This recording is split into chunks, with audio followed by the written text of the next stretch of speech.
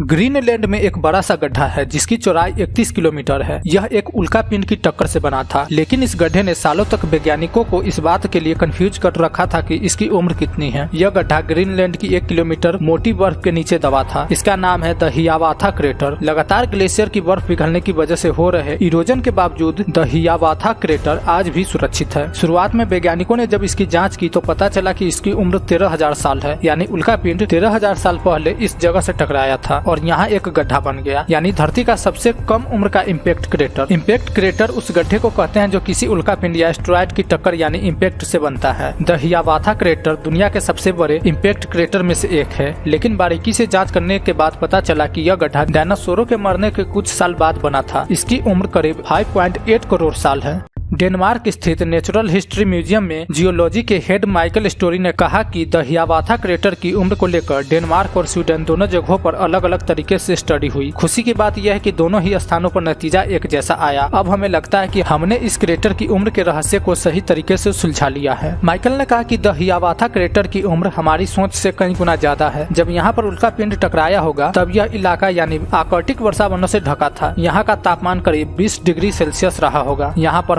मगरमच्छ, कछुए और प्राग ऐतिहासिक दरियाई घोड़े जैसे जीव रहा करते होंगे। इसे लेकर जो स्टडीज हुई वो साइंस जर्नल एडवांसेज में प्रकाशित हुई है।